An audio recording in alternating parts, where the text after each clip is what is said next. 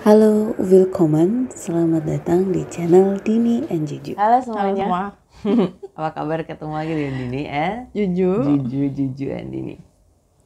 Kayak kita semua pernah mengalami masa-masa spiritual journey. Kamu belum pernah? Pernah Baju? Katanya belum pernah. Enggak kalau ini Lu aja kali gue enggak gitu.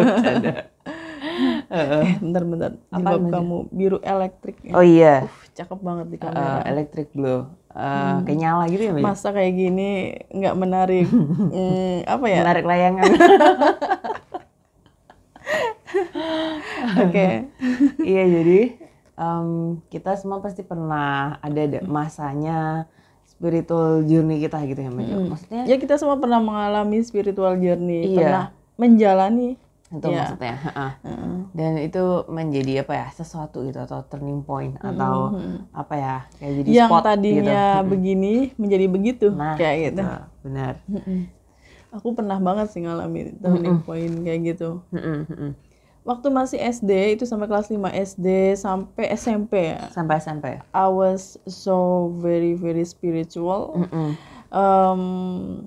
Religius, In terms of, spiritualnya lebih ke religius ya, benar, religius beneran. Religious. Saya pengen jadi penghafal Al-Quran, saya anak pesantren, Iya. saya ngaji terus, belajar Alkitab, belajar kitab dan sebagainya.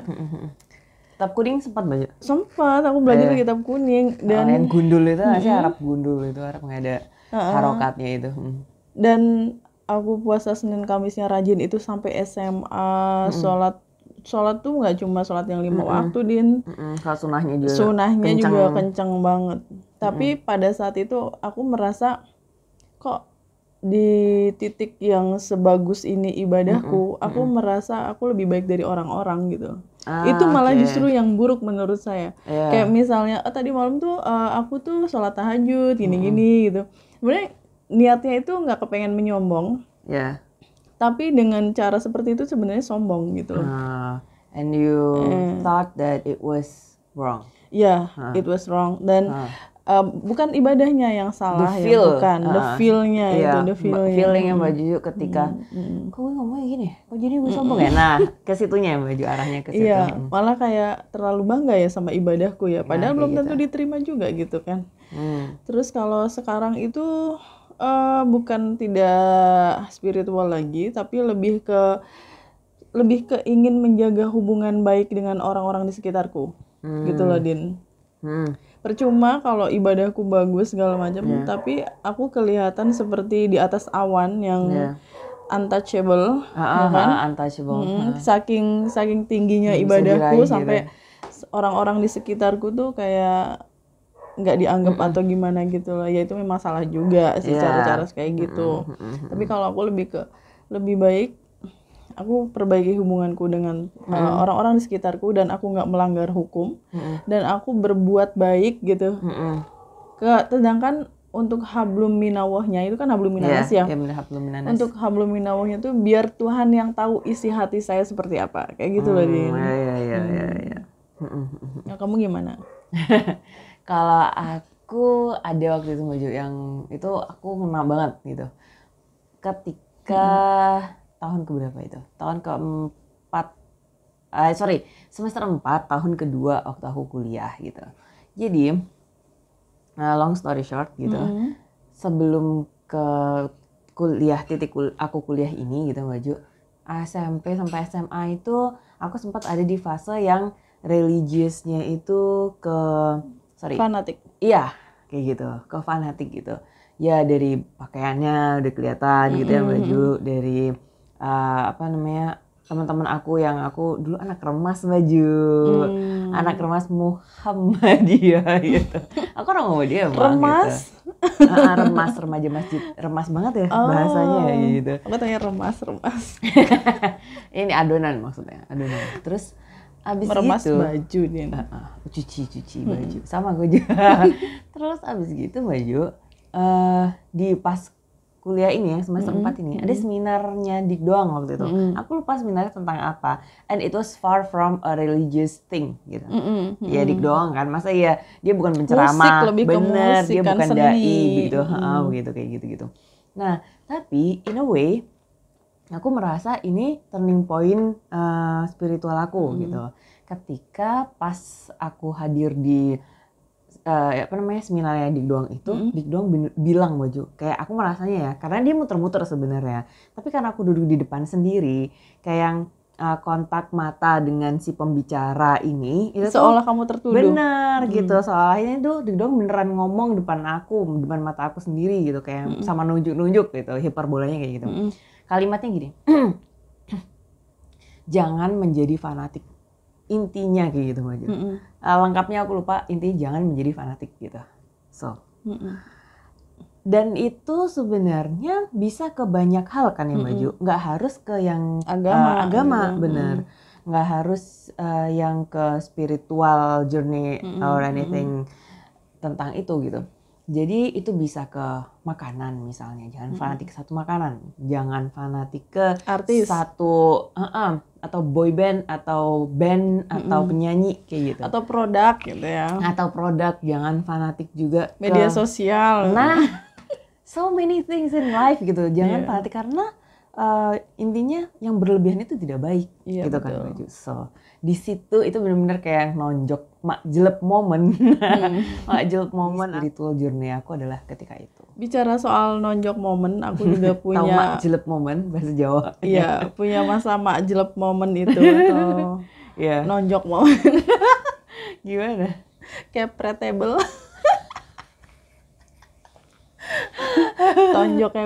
Tonjokable moment.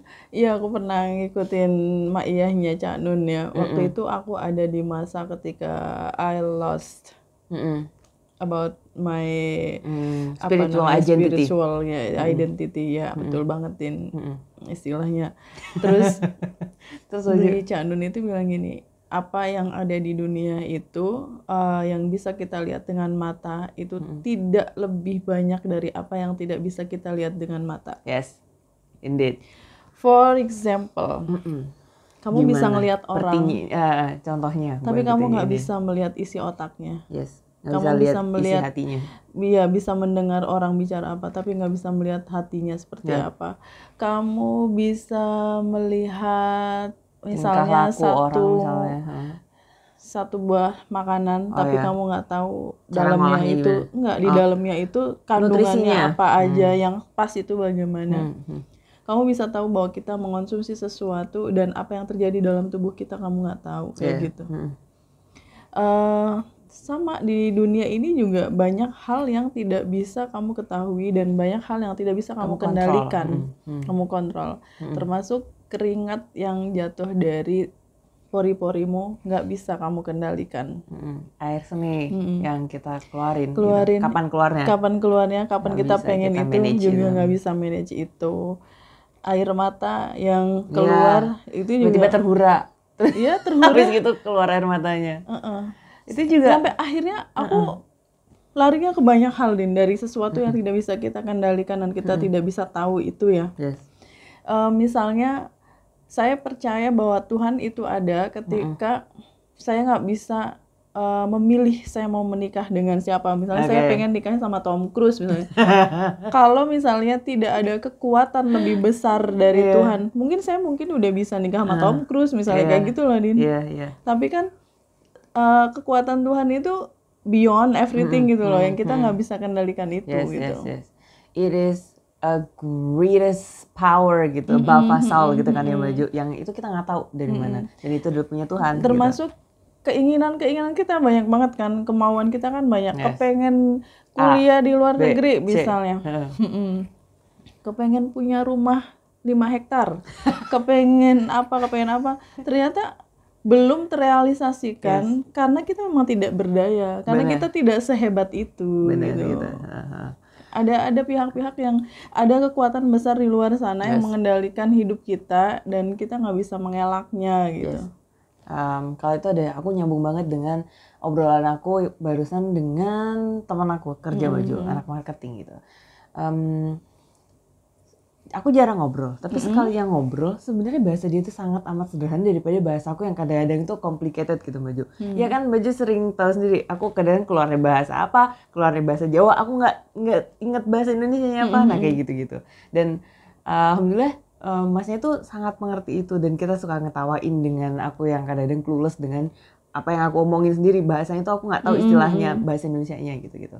Nah, lain yang benar-benar aku ingat banget ketika dia dengan sederhana menjelaskan bahwa peran Tuhan dalam hal-hal kecil yang terjadi dalam kehidupan kita itu yang nggak sering kita sadari gitu.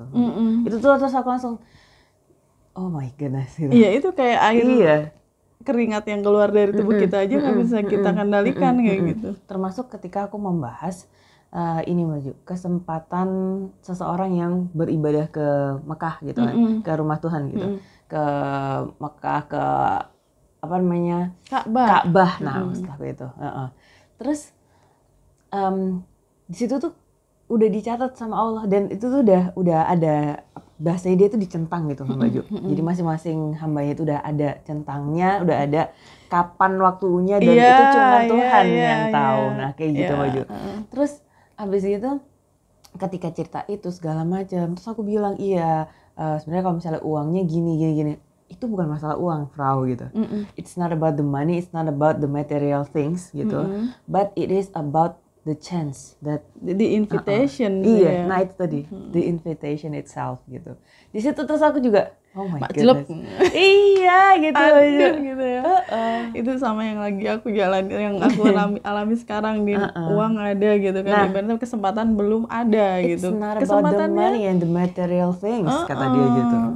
Kesempatannya itu bukan cuma waktu kita dan banyak hal gitu yang kita nggak bisa kendalikan itu. Memang itu panggilan kayak gitulah. Ngomongin soal Ka'bah itu saya jadi inget banget ada satu momen makjleb juga. Tapi ini dialami oleh salah satu artis senior Indonesia, aktor ya, Lukman Sardi, dan itu benar-benar menohok buat saya karena selama ini image Ka'bah itu tuh tempat suci, bukan sakral. Image itu memang faktanya tempat suci dan sakral dan ketika orang datang ke sana biasanya akan lebih mencintai agamanya, lebih islami lagi, lebih religius lagi. Tapi ternyata yang dialami oleh Lukman Sardi itu in opposite. Benar-benar the other way around gitu. Iya. Dia muterin Ka'bah itu langsung terlintas pikirannya untuk convert to Christian. Gila nggak sih? Yes, aku baru tahu loh ada kejadian seperti itu. Dan begitu dia pulang dari umrohnya itu langsung convert. Dia convert into Christian. Oh my God. Iya. Jadi ya untuk for some people ya Ka'bah itu sangat-sangat suci, sakral dan membantu kita banget buat lebih bertobat lagi, lebih mencintai Tuhan lagi gitu kan. Mengingat Tuhan dengan ya Allah kayak gitu-gitu ya. Tapi bagi sebagian orang, terutama mungkin 1.001 atau 1.000.001 ya yang bisa mengalami apa yang dialami oleh Lukman Sardi ini gitu. It is crazy for us Mbak Ju to hear that story but not for him gitu. Not for him. Iya, karena backgroundnya itu ada sebelum sebelum dia datang ke sana, nah, ada tuh dia sudah ada niat, nah, udah gitu, ada apa namanya ya hatinya tuh sudah berpaling ke agama yang dianut sekarang gitu. Benar. Nah itu dia. Jadi spiritual journey itu sebenarnya bukan ke agama yang baju kita nggak mainin ke agama tertentu. Meskipun kami berdua ya otomatis I'm a Muslim woman gitu. Yes, of course. Kayak gitu, we are a Muslim woman. Tapi ya itu tadi karena istilahnya spiritual itu kan ke Tuhan. Nah Tuhan dari hati benar ke dari Tuhan hati gitu. Iya, agama kami, Tuhan kami ya Allah gitu, Allah Subhanahu Wa Taala kayak gitu teman-teman. Nah terus tadi Mas nyambung ke Ka'bah gitu, ada perdebatan nggak penting antara saya dan Pak Hadi atas saya, atasan saya. Pak Hadi tolong ya ditonton ya episode yang ini. Gitu. Ketika ada lagi gitu Maju momen yang kalimat aku tuh gini, ya depan antar saya doain depan Ka'bah gitu. Padahal cuma kayak gitu doang dan itu aku nggak ada intention apa-apa, nggak ada yang maksud apa-apa, tapi Pak Hadi take it seriously gitu Maju. Jadi gimana sebentar berdoa di depan Ka'bah gitu. Pak Hadi itu kan orang linguistik soalnya Maju ceritanya. Harus precise. prepositionnya tuh di mana gitu maksudnya. Berdoa di depan Ka'bah berarti gimana itu? Saya berdoanya di sebelah mana gitu? Hah, maksudnya gimana sih Pak? Aku bingung aja seriously gitu. Terus sampai aku gambar, kan Ka'bah di sini, Pak Hadi kan berarti di sini. Berarti Pak Hadi berdoa di depan Ka'bah. Tunggu, berarti saya ada di belakang Ka'bah atau di depan Ka'bah gitu? Ya Ka'bahnya ada di depan Pak Hadi. Berarti saya di depan apa di belakang ya? Iya di belakang sih Pak gitu. Nah kayak gitu-gitu loh. Ini kayak ya udah. Terus Pak Hadi cerita di akhir ya kalau ternyata ada penelitiannya sendiri gitu. Nggak ada preposisi yang pas untuk menjelaskan Ka'bah gitu. itu posisinya ada di mana. Benar. Jadi ya di Ka'bah gitu. Ya, berdoa di Ka'bah gitu Berdoa di aja, nggak usah Ka'bah, di depan, di belakang, di samping nggak ada di prepositionnya. dalam, itu tuh juga ya di dalam bisa, tapi kan lu harus masuk ke Masuk dalam. ke dalam. Kan nggak Kan nggak semua, boleh, nggak sembarang nggak orang semua maksudnya. orang. Bisa kalau misalnya lagi ini dicuci kan ada tuh baju momen Iya, benar. ininya dicuci dari dalam itu dilepasnya. Tapi kan nggak semuanya kayak gitu. Nah so itu it's kind of funny tapi pas dipikir-pikir juga agak nggak penting ya Iya juga tapi ya gitu tapi ya. iya juga gitu. So nah ada nih baju cerita spiritual journey orang-orang yang aku tahu gitu beberapa yang baju. Ada anaknya Canun, ada Dian Sastro gitu, ada juga Bante Utomo apa Bante Utomo. Nah itu juga gitu aku ikutin gitu. Jadi ya balik lagi gitu baju. Spiritual journey itu is not always about my religion as if Islam gitu. But it's about the relationship between we as a human and God. Gitu. Nah, sama kayak ceritanya Sabrang dan Bante Utomo yang hampir sama gitu ya Mbak Jo. Itu kalau Sabrang itu dia sudah ateis apa belum atau mau ateis ya?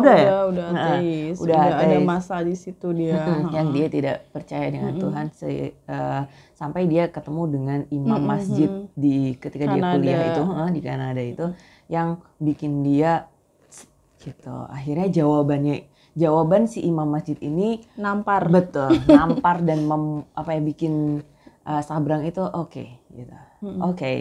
Oke, I think maybe this is my turning point kayak gitu buat si Sabrang gitu. Terus kalau si Bante itu ketika Bante Utomo ini mempertanyakan banyak agama-agama yang seperti ini, seperti itu dan nggak menjawab pertanyaan beliau juga gitu maju. Sampai akhirnya masa saya di usia saya yang belum matang ini waktu itu kan pencariannya itu SD mau ke SMP banget gitu. SD mau ke SMP. Iya. Sampai tapi akhirnya yang convert dan memutuskan untuk menjadi Bante itu maju menjadi pemuka agama-agama Buddha itu ketika kuliah gitu. Ketika kuliah sampai kuliah itu perjalanannya panjang sekali gitu maju mencari itu tadi. Nah itu juga sempat masa saya nggak usah percaya aja ya sama Tuhan ya gitu. Tapi ya udah pada akhirnya terjawab pertanyaan itu. Pertanyaannya ketika, apa Din? Ini pertanyaan apa maksudnya gimana? Pertanyaan ke imam masjidnya itu. Oke.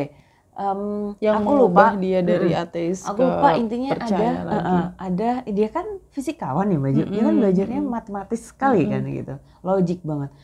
Tentang tuh amoeba yang bisa membelah dua atau apa ya Mbak Jo? Intinya yang bisa beranak gitu. Terus ini kan nggak bisa setan yang beranak itu aku ingat itu. Nah, akhirnya dia it is not bad for being a non-believer gitu, but then it is better if I believe in God. Gitu kata dia gitu. Intinya ada di situ. Terus Baju ada mau cerita siapa? Dosen gue dulu. Jadi menurut saya sih memang kita tuh mungkin aja bisa ya untuk kehilangan arah ya pada masa-masa tertentu gitu loh. Terus akhirnya mencari gitu kan, mencari mana yang benar mana yang enggak. Ada sebagian orang yang mencarinya itu dengan mempelajari aja tapi nggak masuk ke dalamnya, Oh, ya. nggak menjadi Kristen atau Buddha atau Hindu kayak gitu.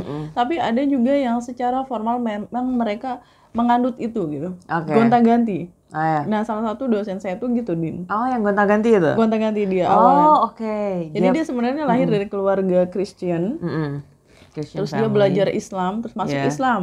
Oke. Dijalani menjadi orang Islam selama Sholat, beberapa puasa, bulan atau gitu ya. berapa tahun, saya kurang paham juga, sholat, puasa, zakat, sebagainya. Dia merasa gak nyaman, dia keluar lagi, dia pelajari Buddha, akhirnya masuk Buddha. Dia Oke. gak nyaman, pelajari lagi, masuk Hindu, akhirnya dia jadi Hindu kayak gitu. Sampai akhirnya muter-muter kemana-mana dan pernah ateis juga sama kayak gitu. Tapi kemudian dia balik lagi ke Christian because he loves someone and she is a Christian. Oke. Kemudian dia menikah dengan cara Kristen dan menjadi Kristen. Kayak gitu.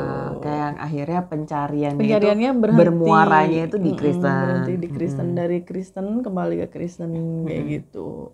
Benar. Ya untuk sebagian orang memang ada yang sampai melakukan hal semacam itu. Iya. Tapi kita jangan lupa juga ya, Din, kayak ada beberapa orang lost, bener-bener yang kehilangan arah dan belum balik lagi gitu. Sampai di akhir hayatnya merasa oh ini pilihan hidup saya untuk tidak percaya apapun kayak gitu, non-believer. Non-believer, benar. Iya sih Maju.